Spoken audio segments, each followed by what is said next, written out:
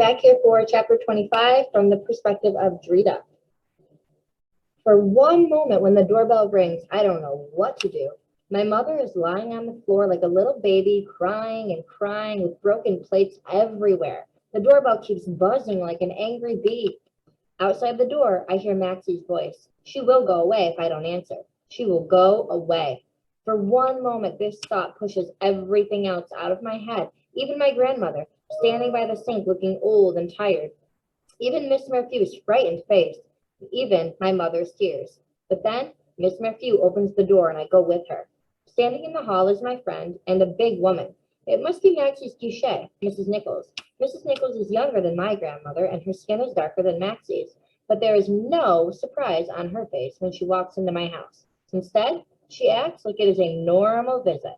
She walks into the kitchen, picks up a plate off the floor and hands it to my grandmother.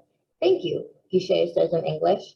Miss Merthew whispers something to Mrs. Nichols, and then Mrs. Nichols goes to my mother and says something to her in a very quiet voice.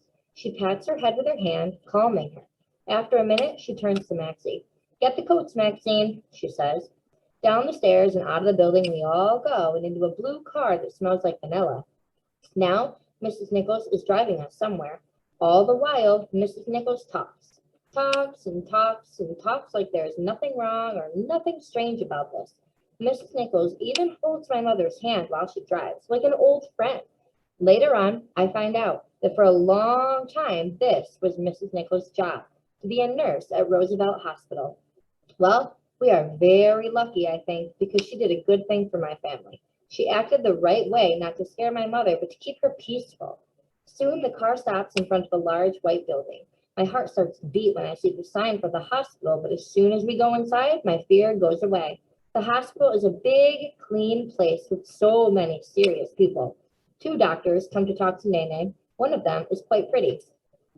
They are talking to Miss Merthew now and Mrs. Nichols. Maxie and Hashim and I go into a special room they have for children there. It's like a playhouse with slides and toys and coloring books.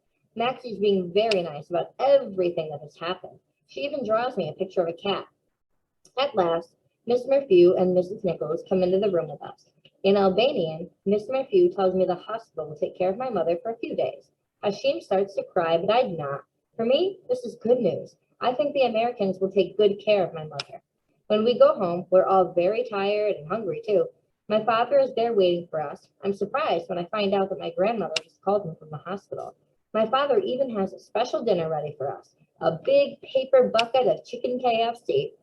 This food is very delicious to me, but even so, I'm so tired I can't finish it. I put my head down on the table to rest, and that is when I fall asleep. Then I feel my father lifting me.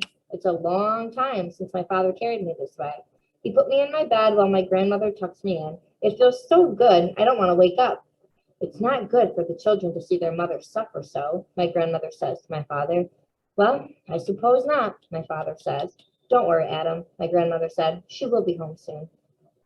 I know, my father says. He puts his hand on my head and smooths my hair. I think Drita chose the right friend, my Guichet says. Yeah, she did, Baba agrees and kisses me on the head. Softly, my father closes the door. In the darkness, I can see the picture Maxie drew for me, hanging by my bed. My Guichet is right. Because of Maxie, now my mother will be better. I hope so, anyway. Okay, friends, so the question I want to leave you with for the end of chapter 25 is, what do you think happened to Drita's mother? What do you think she was experiencing and what was going on? So please look in the description of the video for our specific reflection question today.